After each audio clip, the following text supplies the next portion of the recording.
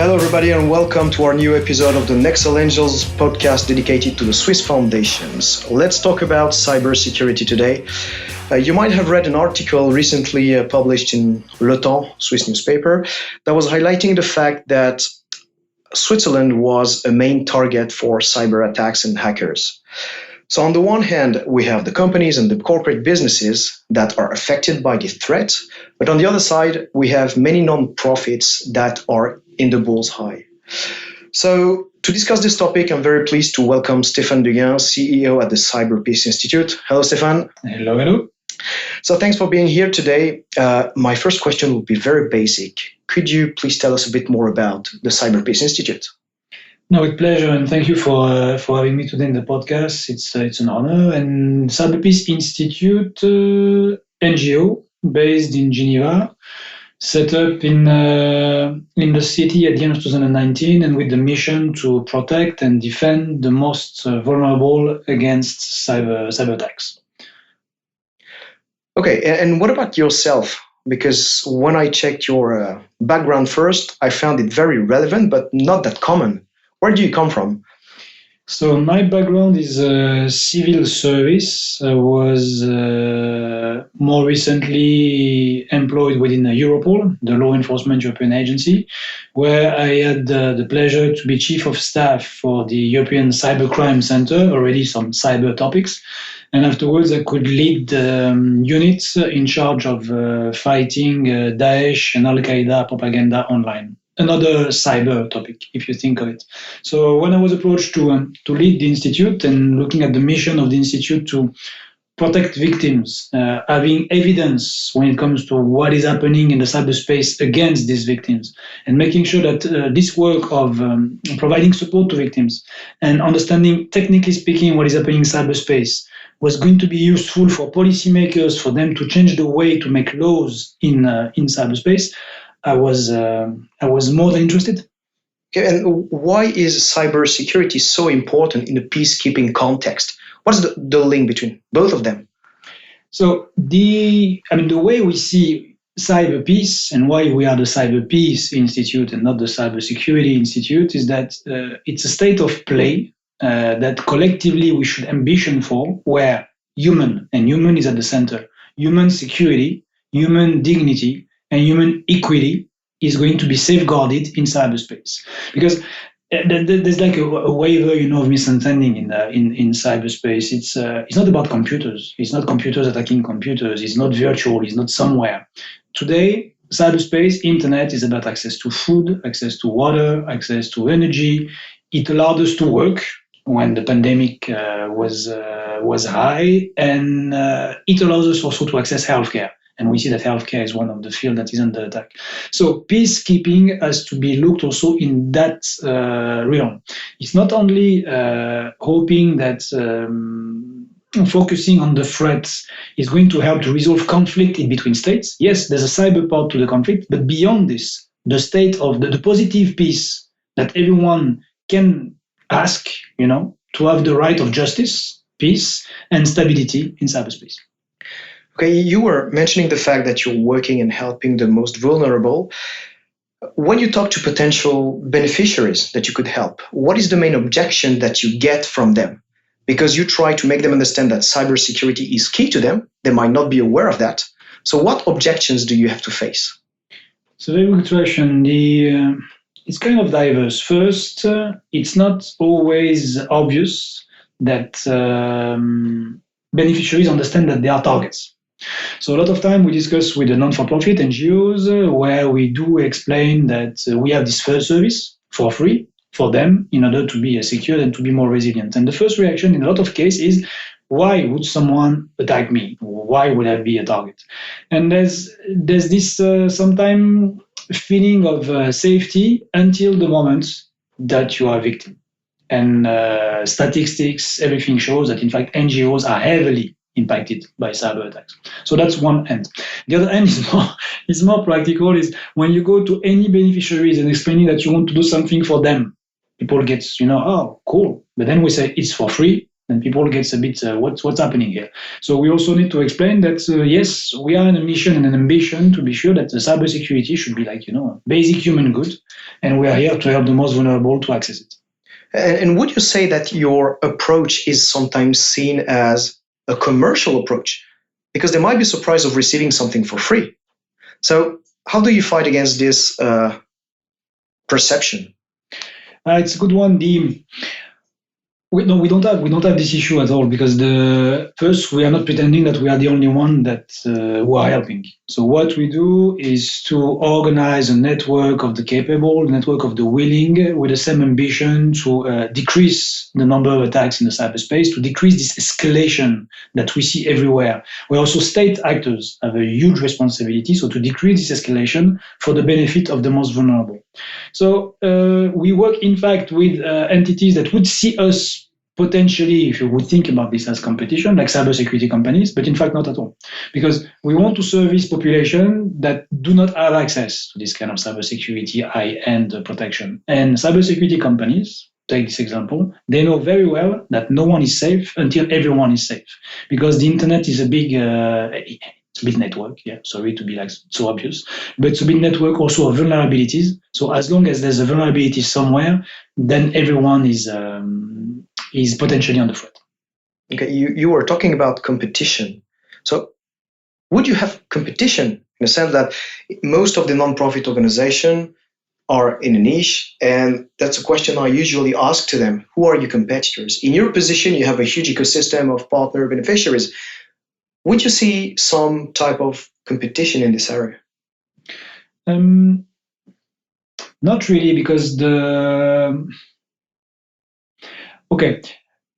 cyber is so diverse as a topic. Cyber doesn't mean really anything. I mean, cyber can be cyber diplomacy, it can be cyber security, it can be cyberpeace, it can be, how you secure your pipes, like really, the hardcore, technical-driven approaches to cybersecurity, up to the level of application, and how do you make sure that people understand what they do when they click around, when they swipe around, etc. So that's all of this is cyber. And in order to ensure security and having the ambition for peace for everyone in this context, you need to work with a lot of different stakeholders. So as we are non-for-profit, we do not face too much this competition problem, because people see that we do this for the greater good. So it's also easier in terms of our positioning. With other civil society entities, we have a very good also partnership, because everyone sees that the problem is so wide that it's okay. There's more than space for all of us to work together and be complementary. Okay. And you were talking about your network and the multiple stakeholders that you work with. And you rely on a network of partners and what you call peace builders. What do they expect when joining the cause and joining the initiative? We can talk about CSR, PR, whatever. But what's the real meaning for them of being part of this initiative? So since the inception of the Institute, we could witness an amazing will from the private sector, but not only, to participate to this cause. Let me make a parallel for a second. For more than 15 years now, cyber criminals understood that they need to work together in order to maximize the impact. There's something that exists for more than a decade that is called a cybercrime as a service business model. I know how to make a malware, you know how to make an infection, I know how to manage a botnet. You know what, let's work all together in order to be sure that we can do the best and the worst on the internet. So it's not surprising that when it comes to defense, resilience, capacity building, communities decided to come together and to work together. So that works quite fine. For corporations specifically, the incentive is, yes, there's this global problem. As long as I'm going to focus my resources as an organization, it can be an SME, it can be a big industry partner, whatever. As long as I'm going to focus my resources only to be secure myself, I'm still going to be vulnerable. Because if a third-party supplier I'm working with is vulnerable, I am vulnerable. If my clients are vulnerable, I am vulnerable. So it's a chain. And some entities in the corporate world understood it very, very well. And they want to have something more than just securing themselves and to participate to this greater action. So what's in it for them? Yes, corporate social responsibility, this understanding that Cyberpeace is a collective responsibility. And also, it's a question of meaning. I mean, within this organization, you have people with cyber skill. Again, cyber can be from data protection to engineering to computer science. And they want to do something for good. They want to use their time, evening, morning, weekend, sometimes into making a change. And we introduce to them NGOs that are at the core of humanitarian defense. These NGOs are in access to food, access to water in very sensitive area. One NGO that came to us, they are in Afghanistan. They are getting mines out of the field. They replace these by vines. They've been attacked. They lost more than 1 million, and now their business is in jeopardy. So this is the kind of cause that speaks to corporations. Okay. And would you say that COVID has changed the way the most vulnerables were perceiving cyber risks? Because more and more organizations switch to digital, only remote work. Has it changed something in the perception of the need for cybersecurity? No, it did because of there was a heavy reliance on online capabilities to continue working, so across all sectors. And I would say specifically close to the COVID-19 problem for healthcare, that's where there's been a big understanding of the risk that everyone was facing. We in the Institute focused our activities in 2020 to protect healthcare. Why? Because at the peak of the pandemic, we could document one attack per day, one cyber attack per day at the worst of the pandemic. And it was like happening and everyone was, it's okay, it's healthcare, it's attacked for decades, what can we do? And I'm pretty sure that if a criminal group would enter an hospital, would steal each and every personal document for anyone they can see, at the same time they would lock all the computers, break them, forbid any car or any patients to come by in the hospital and say to everyone, we're going to stay here until you give us 10, 20 million, it will be the 8 o'clock news. And this was happening every day. So yes, not only there was a feeling about, there's a risk landscape that is very different. And this change from the point of view of policymakers, industry, and sadly victims, but also we in the Institute felt that our mission is to explain to the community the reality of what is happening. And you recently launched a few days ago a Cyberpeace tracer. Yeah, we launched a cyber incident tracer in order to share this data with the wider world. Because it's always this. Cyber attack is bad. Yeah, cyber criminality is on the rise. Okay, what does it mean? What are we exactly talking about? So we decided to do a in-depth analysis of what is happening in one sector, healthcare. And already it may be super strange, but no one knows today what is the scale of the threat on healthcare. So we looked into various data sources. We even had to go on the darknet, investigating what criminals are putting for sale. Because if they are selling something, that something has been stolen to an hospital, and you can see that there was an attack. But I don't think it's sound process to ground any advice to researchers or policymakers on the reality of what criminals are saying. So this cyber incident tracer is a call to the community to join us, to document better this attack, to analyze them, because the change that we want to have is to policymakers, this is the reality, and make sure that the laws and make sure that investment in public services are according to the threat, and also to victims. If your data is part of the more than 10 million records that are out there since mid-2020, how do you know? And where are you going to complain? It's also empowering victims with knowledge in order to seek redress and justice. Yeah, cyber incident tracer. I said Cyberpeace tracer, sorry. It's so new, I'm not familiar yet with the name. Let me ask you now a kind of disruptive and provocative question. You're working towards peace via cybersecurity. You're not feeding kids. You're not saving, yes, you're indirectly saving lives through a hospital. But this cause is not as emotional as others. So when you try to convince funders and supports to give money to you, what do you leverage? What do you insist on? How do you try to convince them? Excellent question. It's discussing with founders that money given to the Cyberpeace Institute is money is going to have an impact in the field. What is the field? Nowadays, we are describing cyber attacks too much as a technical incident. We're not looking into what is happening to people. Let me give you two examples. The first one is if an hospital is ransomware, and you try to go to the same hospital, let's say 6 months, 1 year afterwards, and you have a heart attack, your chance to die is higher than before the cyber attacks on the same hospital. It's proven, it's statistics, it's demonstrated, and it's something no one talks about. And that's the reality. That's what we explain to founders, that fighting cyber attacks against healthcare is in fact saving lives. The second example would be a kind of cyber attack that is very mainstream now, CEO fraud. So you're working on a financial office in a company, and then suddenly your CEO that is not supposed to write to you writes, asking you in emergency to make a wire transfer. And it happens. Sometimes it works. I have cases in mind where 50,000 euro were stolen. You would imagine, okay, it's an amount, but at the same time it should be manageable for an organization. But the problem was not there. The problem was that the staff that did the wire transfer was accused by the colleagues to be a thief. And that staff went into burnout and almost fell all credibility into the organization. And after the forensic investigation demonstrating that the staff has nothing to do with this, it was very complicated for the future of that person in this environment. That's what we're talking about. Okay. Let's say now I'm interested in either getting some support from the Cyberpeace Institute or funding the Cyberpeace Institute. What would be the next steps? So the next steps are, let's start for our potential beneficiaries are the one that we are already helping. We have this program called the Cyberpeace Builders, where we put in link, we organize the best of the both worlds in between corporation and civil society, meaning NGOs.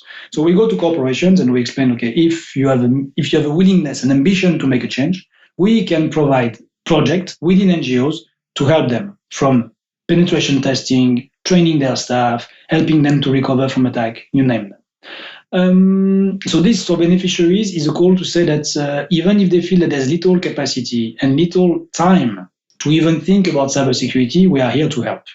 There's something in cybersecurity, to your question before, that should never be underestimated, is just the capacity to ask the question, the capacity to understand that you have a problem. We are here for this very first step, so that we can discuss about the reality of each beneficiaries and to see how we can provide the more targeted support, how to put them in touch with a company, no string attached, that just want to do good and help them. So that's on the side of the beneficiaries. When it comes to funders or corporation willing to help us, it's diverse. We have a corporation helping us by providing a pro bono tool set so we can organize our cyber capabilities.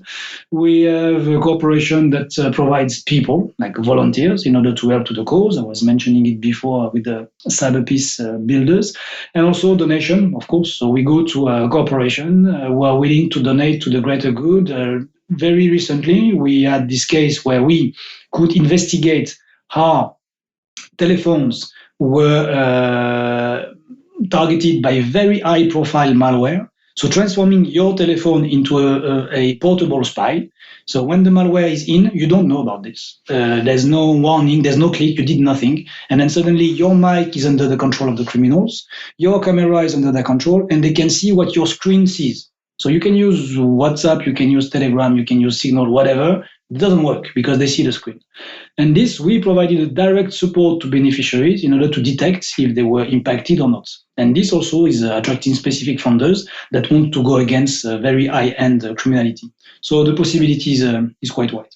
Okay. So yeah, hackers can be very innovative. And to wrap up the discussion, I have a last question for you. How do you see the future of cybersecurity? What will be the main challenges that you will face and that organization will face in the next couple of years? As I was mentioning before, cyber is a kind of a strange beast in the sense that it goes from how do you think the infrastructure and how do you think the security almost on the electrical level, up to how do you cooperate between states to put in place norms of responsible behavior and to put in place the fact that international law and agreement is enforced and respected to protect people. So the cyber challenge is to make sure that these conversations are linked. And in order to link this conversation, and that's the theory of the Cyberpeace Institute, is to have at the center what is happening to people, the societal impact of attacks, and documenting this and showing that a cyber attack is going to have long-lasting societal impact on democracy, on our social construct. And on the other side is to have evidence. It's the cyber world.